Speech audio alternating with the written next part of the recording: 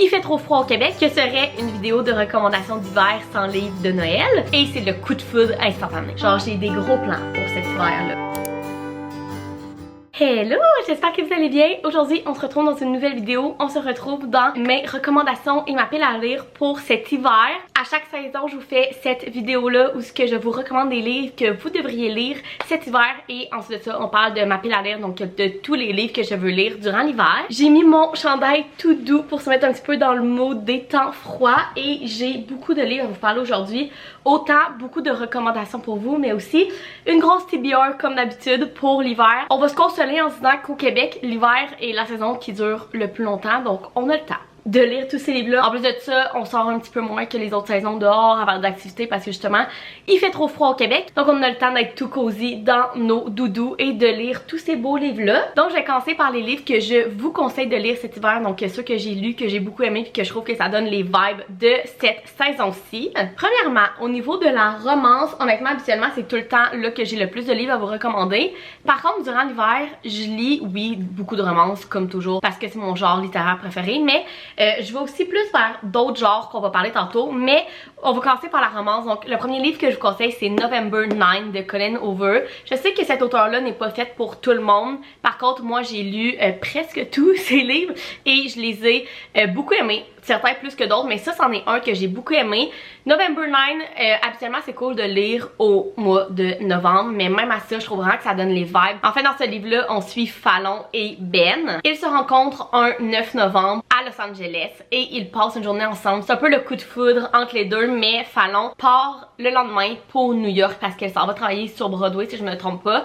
Donc ils décident de se revoir tous les 9 novembre. Donc ils n'ont pas le droit de se parler, de s'appeler, de se suivre sur les médias sociaux. Ils ont le droit d'avoir aucun contact entre eux jusqu'au prochain 9 novembre. Et on les suit comme ça, je pense 8 ou 9 années. Mais au travers de ça, il y a aussi une twist assez folle. Bref, j'ai beaucoup aimé ce livre de Colleen Hoover. Je sais que c'est pas le préféré de tout le monde. Moi personnellement, c'est dans mes tops. Je vous dirais que c'est peut-être mon 4e préféré de Colleen Hoover et je trouve vraiment que c'est celui qui a le plus les vibes de l'hiver. Je l'ai lu il y a longtemps, le fait que j'ai comme l'ancienne couverture qui est vraiment horrible, mais le livre est super bon. Ensuite de ça, une autre romance que je vous conseille de lire cet hiver, je viens tout juste de la lire au mois de septembre et c'est Archer's Voice de Mia Sheridan. Un de mes coups de cœur de cette année, ce livre est juste incroyable. Puis je trouve que c'est la romance parfaite à lire cet hiver parce que je trouve que l'hiver, on aime ça se mettre cosy puis d'avoir vraiment une romance profonde, une romance qui va nous faire pleurer, une romance qui va vraiment nous faire vivre des émotions et non une petite rom-com fluffy qu'on lit sur le bord de la piscine l'été. Et celle-là, c'est vraiment ce qu'elle va vous donner. Enfin, on suit Bree et Archer. Bree a vécu des choses assez traumatisantes dans sa ville natale et donc elle décide de partir et elle se ramasse dans un small town au Maine. Et dans ce small town-là, elle rencontre Archer et elle est immédiatement intriguée par cet homme-là. En fait, Archer ne parle pas. Et là, il y a plein de rumeurs autour de lui dans la petite ville, qui est sourd, qu'il vit vraiment reculé, qu'il voit personne, qu'il travaille pas. Et là, Bree a dit, je suis vraiment intriguée, il faut que j'apprenne à connaître cet homme-là. Et vous comprendrez qu'il y a une romance qui commence entre les deux, mais les deux ont vécu des expériences extrêmement traumatisantes. Ils apprennent à s'en sortir ensemble. Ils apprennent aussi à aimer ensemble. Ils ont tellement de premières fois dans ce livre-là, c'est juste incroyable. Puis le third act breakup, c'est une partie dans les romans qui est presque toujours là. Dans le fond, c'est comme rendu vers la fin, là. Quand il reste à peu près 100 pages, il y a tout le temps un dernier break-up entre les personnages, que c'est comme quelque chose qui a souvent buildé au travers du livre et que là c'est comme ils se séparent, ils règlent ça, ils reviennent ensemble. Et des fois c'est le third act break-up là, t'es comme ah, juste une affaire de plus, tu sais, mais là celui-là c'était tellement comme comprenable, ça te faisait tellement mal au cœur, mais en même temps t'es comme c'était sûr qu'il fallait que ça l'arrive. Bref, j'ai adoré ce livre-là, je vous le conseille vraiment, je trouve que c'est la romance parfaite à lire cet hiver. Elle est profonde, elle touche des sujets importants. C'est adorable. Donc ça c'était vraiment mes deux romances que je vous conseillais pour aller lire cet hiver. Mais là je vous conseille une série de dark romance. J'en ai souvent parlé. Mais la série Le Sang en héritage de Sophie Lark. Ici j'ai les 5 premiers. Il y a 6 livres. Le 6e est dans ma TBR justement de cet hiver. Mais je trouve tellement que c'est la saison parfaite pour lire ça. Lire des dark romance en hiver, je trouve ça tellement le fun. Des vibes de criminels, de mafia. Vraiment là je trouve que c'est la saison parfaite pour lire ça. Et cette série là est jusqu'à maintenant ma préférée de dark romance. On a 6 livres. Ensuite, on suit 2 mafias. La mafia italienne et la mafia, je pense c'est irlandaise ou portugaise? Irlandaise. Et les deux familles vivent à Chicago et ils se détestent, vous pouvez comprendre vu que c'est deux mafias. Mais jusqu'au jour où dans le premier livre, la jeune fille de la mafia italienne et le plus vieux garçon de la mafia irlandaise, il arrive quelque chose et ça fait qu'ils sont forcés à se marier. Et donc ça c'est le premier livre, c'est mon préféré de la série. C'est un enemies to lovers, mais tu sais vraiment là, ils essayent de s'entretuer là. C'est pas genre des petits enemies to lovers qui ont des petites romances. Non, non. Dans cette série là, ils essayent de s'entretuer. Leur romance build, il y a énormément de tension. C'est des romans assez spicy aussi, donc il faut que vous le sachiez. Parce que je sais pas s'il y a des dark romance qui sont pas spicy, là. Dites-moi si vous en connaissez, mais en tout cas moi j'en connais pas, mais bon, dark romance spicy. Mais bref, le premier star 5 étoiles pour moi, c'est mon préféré. Mais ensuite de ça, au courant de toute la série, c'est les histoires d'amour de les frères et les sœurs de nos deux premiers personnages, donc les enfants de la mafia italienne et de la mafia irlandaise. Et on a de tout. Le deuxième c'est un kidnapping, le troisième ou le quatrième c'est un second chance. Bref, on a vraiment de tout dans cette série-là. Je les ai tous adorés. Mon préféré reste le premier. Mais j'ai adoré cette série-là de dark romance. Je vous le dis tout le temps là, mais si vous cherchez les traductions, elles sont seulement sur Amazon. Elles sont dans ma vitrine qui est toujours en barre d'infos. Mais voilà, c'est la série de dark romance que je vous conseille de lire cet hiver. Ensuite de ça, un genre littéraire que je lis assez rarement au courant de l'année, mais que j'aime beaucoup lire l'hiver, c'est les fictions historiques. Et j'en ai deux à vous proposer aujourd'hui, mes deux préférés que j'ai lus dans les dernières années. Donc premièrement, on a Le Code Rose de Kate Quinn. En fait, dans ce livre-là, on suit 4 femmes durant la Deuxième Guerre mondiale en Angleterre. Et elles travaillent, je vais pas le dire n'importe comment, là, mais à Benchley Park, qui est une station en Angleterre pour décrypter des messages des nazis. Et on suit l'histoire de ces femmes-là durant la Deuxième Guerre mondiale, leur amour, leur amitié, leur déception, leur trahison. Il y a aussi, au courant de tout ça, un genre de mystère parce qu'il y a un traître à Benchley Park. Je pense que je vous ai dit qu'on suivait 4 femmes, mais on suit 3 femmes. Bref, j'ai tellement aimé cette histoire-là et surtout parce que, en fait, oui, c'est une fiction. Ces 3 femmes-là n'ont pas vraiment existé, mais le site Benchley Park et beaucoup de choses dans ce livre-là ont existé pour vrai pendant la Deuxième Guerre mondiale. Donc j'ai trouvé ça tellement intéressant de lire une fiction mais avec des éléments qui ont vraiment existé au travers. J'ai adoré. Je sais que Kate Quinn est une auteure très connue au niveau des fictions historiques et je pense que je vais rechercher d'autres livres de cet auteur-là parce que celui-là, je l'avais beaucoup aimé. La deuxième fiction historique que je vais vous proposer est La brillante destinée d'Elizabeth Sott. Ce livre-là est un livre autour du féminisme, de la place des femmes et surtout dans les années 60. Enfin, on suit Elizabeth Sott qui est une brillante chimiste mais dans les années 60. Donc vous pouvez comprendre que les hommes ne la voulaient pas dans leur laboratoire, ils voulaient pas l'avoir là, etc. Jusqu'au jour où sa vie a pris des détours et elle finit par être l'animatrice d'une émission de cuisine extrêmement populaire où ce qu'elle mixe cuisine et chimie et cette émission-là va la mettre comme sur un piédestal de la femme féministe des années 60. Au travers de tout ça, on la suit au travers de ses amours, de ses peines, de ses amitiés et de tout ça autour d'être une chimiste, d'être une animatrice de cuisine à la télé très populaire, etc. J'ai beaucoup aimé ce livre-là. Je l'ai pas raté aussi haut que les autres livres que je parle aujourd'hui. Je pense que j'ai donné un 3 étoiles, mais je peux voir pourquoi il y a beaucoup de gens qui l'ont aimé. Personnellement, je l'ai trouvé un petit peu long, mais j'ai beaucoup aimé tous les sujets qui ont été parlés dans ce livre-là et je trouve que la saison parfaite pour le lire, c'est cet hiver. Et maintenant, on s'en va vers la fantaisie. Parce que je lis plus rarement de la fantaisie, mais quand j'en lis, c'est surtout l'hiver. Je trouve tellement que c'est la saison parfaite pour se mettre dans nos doudous puis de clencher une série de fantaisie. Et j'ai 2 séries à vous parler aujourd'hui. La première que je vous conseille, j'ai seulement lu le premier livre jusqu'à maintenant, mais j'ai demandé le deuxième dans ma liste de cadeaux de Noël. Et c'est Fourth Wing de Rebecca Yarros. J'ai lu ce livre-là cette année et je l'ai adoré. C'est une des fantaisies que j'ai tellement aimé. En fait, on suit Violette qui était destinée à être une scribe, donc à écrire des archives. Mais il y a eu des circonstances qui ont fait qu'elle est rentrée à l'école des cavalières pour chevaucher des dragons. Et elle n'était pas du tout entraînée pour ça. Elle arrive là, le monde meurt aux 2 minutes parce que à la fin de cette école-là, il y a seulement les meilleurs qui vont rester. Et donc, elle n'a pas le choix de survivre. C'est la candidate la moins forte physiquement, mais elle est très rusée dans sa tête et donc on la suit au travers de toute cette école-là, au travers de ses amitiés. Il y a aussi une petite romance enemies to lovers qui commence au travers de tout ça. Il y a des secrets dans l'école. La mère de Violette est comme la directrice de l'école. Donc il y a tout ça. Bref, c'était tellement bon. Je vais pas vous en dire plus pour pas vous spoiler, mais tout ce que vous avez à savoir, c'est qu'on suit Violette qui rentre à l'école pour devenir une cavalière alors qu'elle n'était pas prédestinée à faire ça et qu'elle essaye de survivre.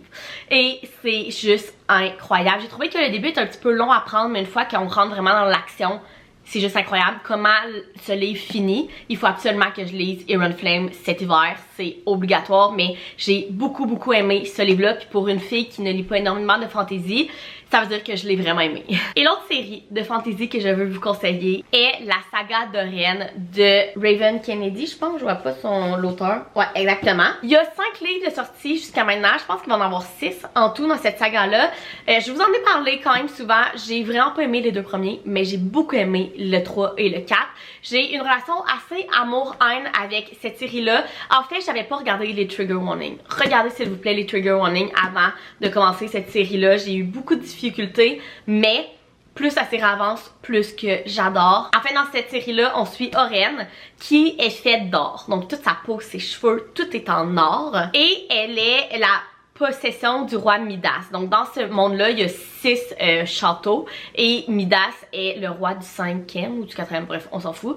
Et en fait, elle est sa pouliche préférée. Et dans ce monde-là, les pouliches sont des prostituées. Et il la garde vraiment comme une possession. Il la montre comme si c'était genre sa plus précieuse possession parce qu'elle est toute en or. Et donc, je ne vous en dirai pas plus que ça. Mais il y a un Enemies to Lovers là-dedans qui est incroyable. Il y a la romance. J'ai tellement hâte de lire le prochain parce que plus la série avance, plus la romance embarque. Il y a une fan family, il y a tout ce qu'on aime dans une fantasy, mais surtout dans le 3 et le 4. Fait que personnellement, le 1 et le 2, pas mes préférés, mais si vous voulez casser cette série-là, je vous conseille vraiment de la commencer cet hiver. Gang, j'ai oublié de vous dire une romance que je vous conseille cet hiver. Fait qu'on va retourner vers les romances. Un hiver pour te résister de Morgane Moncomble. J'ai lu la série des saisons cette année et je l'ai adoré. Personnellement, celui-là, c'est mon 3e préféré de la série, mais s'il y a une saison pour le lire, c'est cet hiver. En fait, dans cette série-là, on suit 4 meilleurs amis et chaque livre est leur histoire d'amour. Le premier sur l'automne, le deuxième sur l'hiver, printemps, été, vous comprenez. Celui-là, c'est une romance autour du patinage artistique. On suit Lily et Orion. Orion est comme un pro du patinage artistique. C'est un des idoles à Lily et ils finissent par être coéquipiers pour aller aux mondiaux. Évidemment, vous comprendrez qu'il y a une romance qui commence au travers de tout ça. J'ai beaucoup aimé Lily dans ce livre-là. Orion, je l'ai mis une page sur 2, mais j'ai tellement aimé cette série-là que je vous conseille à chaque saison le livre de la série. Moi, je vous conseille vraiment de la lire en ordre. Donc là, on est en novembre. Vous avez encore le temps. Lisez celui sur l'automne. Pour ensuite de ça, cet hiver, lire celui-là sur l'hiver. C'est pas obligatoire, mais moi, les séries interconnectées comme ça, je vous conseille tout le temps de commencer par le premier pour avoir vraiment l'expérience complète de la série. Mais je vous conseille vraiment un hiver pour te résister pour cet hiver. Et puis, mes dernières recommandations, que serait une vidéo de recommandation d'hiver sans livre de Noël.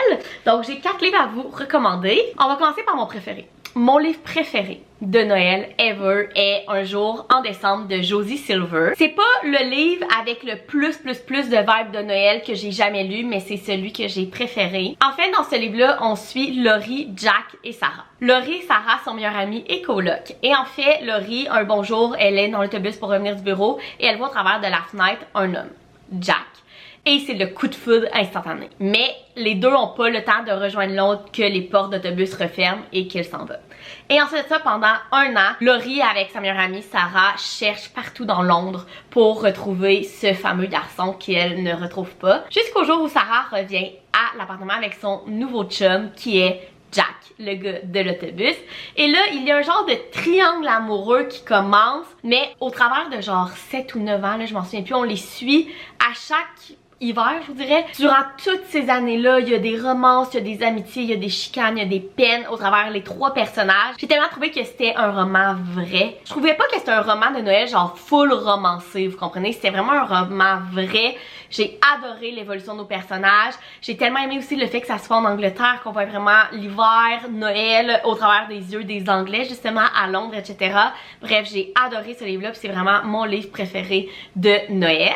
Ensuite de ça, un autre livre de Noël que j'ai adoré, je l'ai lu l'an passé et c'est un roman d'une auteure québécoise. C'est 24 jours pour survivre au réveillon de Audrey Archambault. C'est un young adulte. Et dans ce livre-là, on suit Mélodie qui doit partir dans un petit small town pour sa carrière, sa job, bref, peu importe.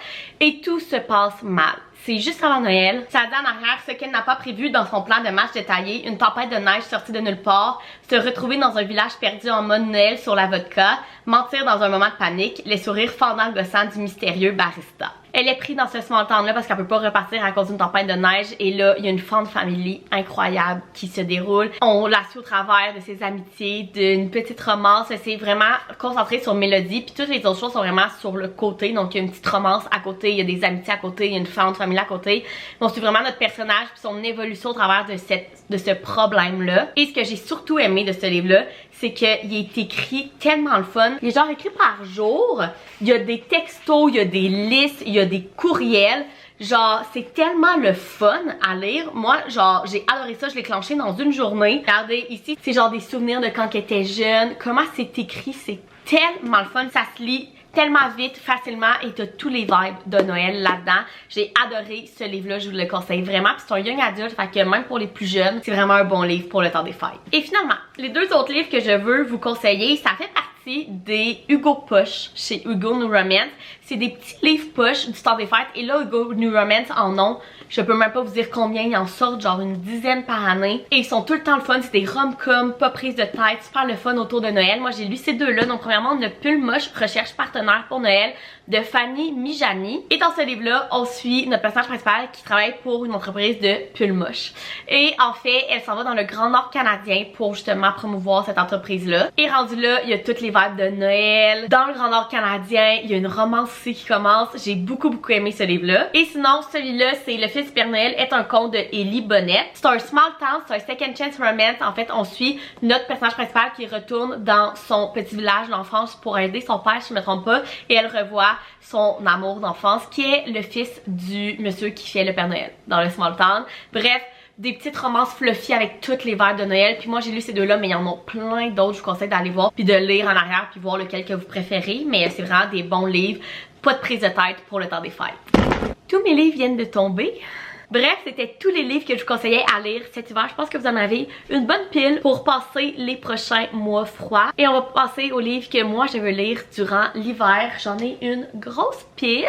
Donc on se parle de tout ça. Premièrement, au niveau des romances, j'ai From Look Up With Love de Mariana Zapata. Cet auteur, j'ai lu deux autres livres d'elle, je les ai adorés. Donc j'ai tellement hâte de lire celui-là. Il vient tout juste d'être traduit. Et c'est une romance autour du personnage artistique. Et écoutez, que voulez-vous de plus concept pour l'hiver qu'une romance autour du patinage artistique? Honnêtement, c'est tout ce que je sais, mais Mariana Zapata écrit seulement des slow burn, donc j'adore les slow burn, donc j'ai super hâte de lire ça. Ensuite de ça, un autre livre que j'ai très hâte de lire cet hiver, c'est Bending 13 de Chloé Wash, qui est le premier dans la série des Boys of Tommen. Premièrement, est-ce qu'on peut parler du livre, comment il est magnifique? Honnêtement, je ne sais pas grand chose de ce livre-là, à part que c'est une série et qu'il y a comme 2 livres sur chaque couple. Je pense qu'on est rendu à 6 livres si je me trompe pas en anglais. Celui-là est sur Johnny et Shannon. Ce que je sais, c'est que cette jeune femme a vécu énormément de choses difficiles avec sa famille. Ça se passe au lycée. Le gars, il joue au rugby. Puis qu'il y a une romance qui commence entre ces deux-là. Ça dit en arrière, il n'avait qu'une obsession, le rugby, avant elle.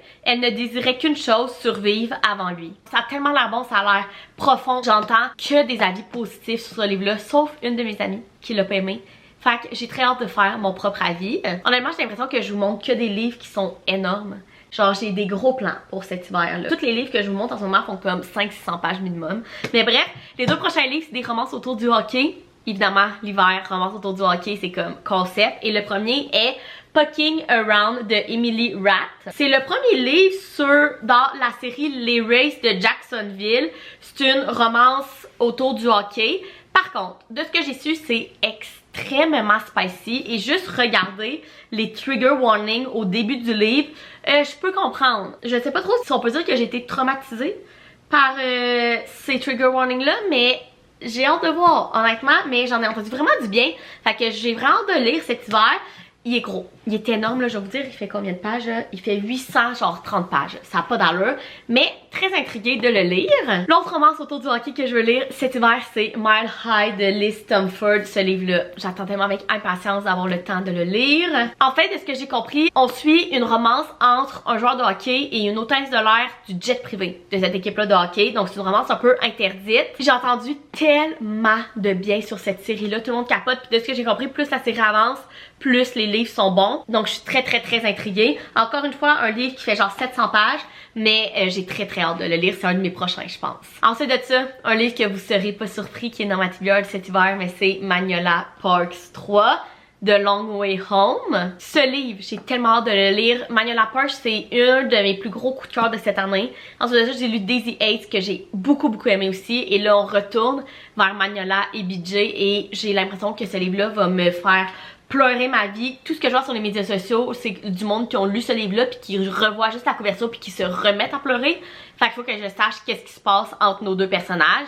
Mais j'ai très hâte de le lire. Une autre romance qui n'est pas encore sortie mais que je veux lire cet hiver, c'est Heartless de Elsie Silver qui sort au Québec le 25 novembre si je me trompe pas. C'est la suite dans la série Chestnut Spring Series de Elsie Silver. J'ai lu le premier qui est juste ici, Flawless, que j'avais beaucoup aimé. J'avais moins aimé la traduction personnellement. Et là, BMR, qui est la maison d'édition de cette série-là, pour la traduction, a comme fait un statement. Il allait vraiment prendre plus de temps pour traduire les prochains livres pour que ça soit mieux traduit. Comme ils sont très capables de le faire parce que j'ai lu plein d'autres livres de BMR qui étaient très bien traduits. Là. Ceux de Lauren Asher, de Anna Grace, bref, c'est des livres que j'adorais qui étaient traduits chez BMR. Donc, j'ai super hâte de lire celui-là. C'est une romance country, found family, etc.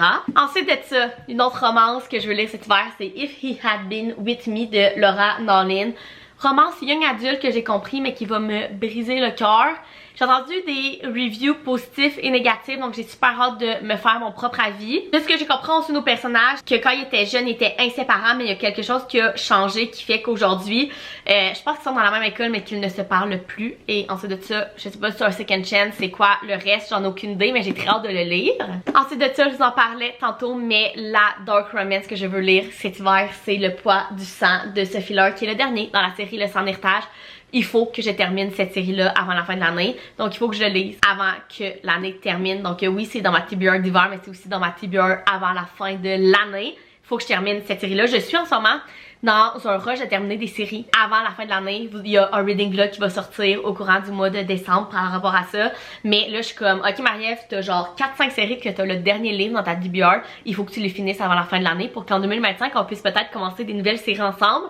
Donc voilà, il faut que je lise celle-là avant la fin de l'année. Ensuite de ça, d'autres livres que je n'ai pas encore en main. On a Bride de Ali Ilzawood. Vous savez à quel point j'adore cet auteur-là. J'ai déjà lu 3 de ses livres. J'ai L'amour en théorie qui est dans ma TBR et Bride qui vient de sortir au Québec, que j'ai pas encore en main. Il faut absolument que je lise Bride. C'est une romance autour d'un vampire, d'un loup-garou. Ça a tellement l'air bon, j'ai entendu que du bien. Ensuite de ça, on a The Grandest Game de Jennifer Lynn Bourne. Vous savez que The Inheritance Game est ma série, genre Mystery Young Adult préférée ever.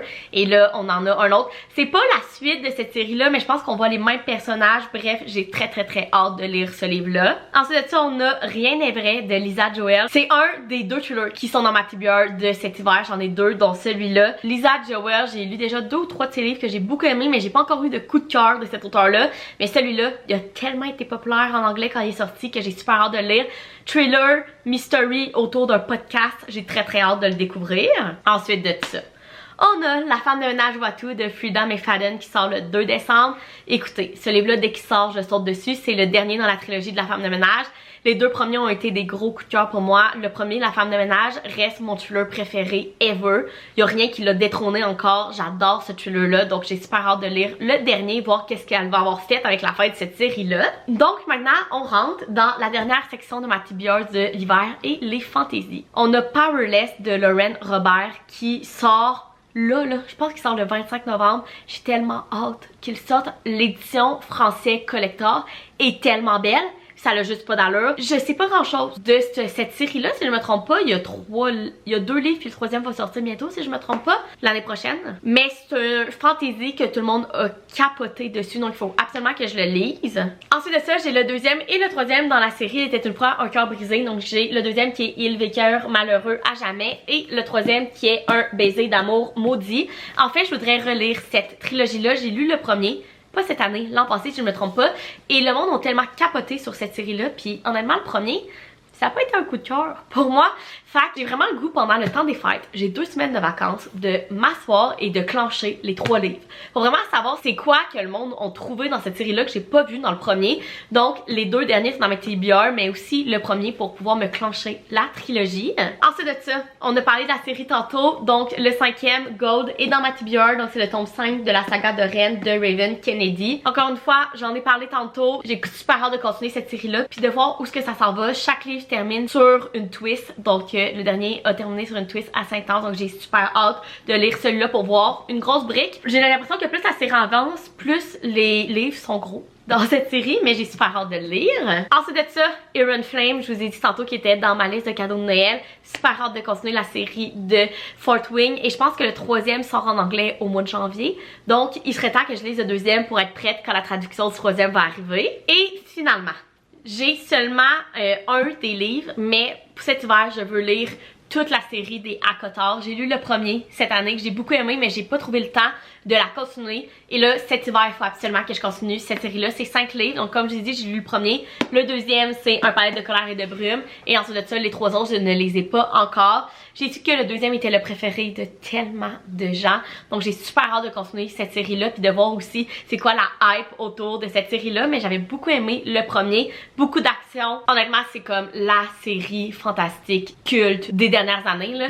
Donc, j'ai super hâte de continuer cette série-là. Et finalement, dans ma TBR de Noël, parce qu'évidemment qu'il y a des livres que je veux lire pour le temps des fêtes. Premièrement, j'ai Un Noël pour tout changer de Audrey Archambault. Tantôt, je vous ai parlé de celui que j'avais lu l'an passé. Celui-là, c'est celui qu'elle a sorti cette année. C'est pas une suite, mais c'est écrit dans le même genre. Donc, on sent encore une jeune femme qui se ramasse dans une situation assez bizarre, mais cette fois-là, à New York. Et c'est écrit dans le même genre, donc avec des textos, des courriels, des listes, même des petites cartes postales. On a de tout. J'ai super hâte de lire ce livre-là. J'avais beaucoup aimé celui de l'an passé, donc je suis sûre que j'ai beaucoup aimé celui-là aussi. Ensuite de ça, j'ai Kayla, je passe Noël en Laponie de Natacha Pilorge. Honnêtement, j'ai aucune idée c'est quoi ce livre-là. Je l'ai reçu, mais il a tellement l'air cool. J'adore la couverture. En arrière, ça dit « Amène-la dans la ville du Père Noël, fais-la rêver. Je veux que tu vois ces éclats de joie qui rendent son regard si spécial et que tu t'es toujours refusé de découvrir. » Ça dit en arrière que nos personnages sont meilleurs ennemis, donc ils sont dans le même groupe d'amis, mais qu'ils s'aiment pas vraiment la face et qu'ils s'en vont en voyage en Laponie pour vivre le plus magique des Noëls. J'ai super hâte de le découvrir. Et le dernier livre que je veux lire, que je n'ai pas encore en main, je pense qu'il sortait aujourd'hui ou demain à Québec, c'est The Holiday. Ce livre-là, je l'ai vu passer tellement dans les dernières années et il est enfin traduit. J'ai super hâte de le lire. Honnêtement, je sais pas grand-chose, mais cet auteur-là, Brittany C. Cherry, j'ai lu certains de ses livres qui sont juste ici, que j'ai beaucoup aimé, des romances adultes, donc je m'attends à peu près à la même chose, mais autour de Noël. Donc voilà, j'ai bu de salive, il faut que j'aille boire de l'eau, je vous ai tellement parlé, mais moi, quand je parle de livres, vous savez que vous n'êtes pas capable de m'arrêter, donc j'espère que vous avez aimé cette vidéo, où ce que je vous ai recommandé beaucoup de livres et que je vous ai parlé de tous les livres que moi je voulais lire cet hiver. On a un gros plan, donc on va retourner lire, mais avant ça, dites-moi en commentaire si vous avez des recommandations pour moi de livres à lire cet hiver et quel livre que vous prévoyez lire. Vous pouvez aussi mettre un thumbs up, vous abonner à ma chaîne, puis nous, on se retrouve dans une prochaine vidéo. Bye!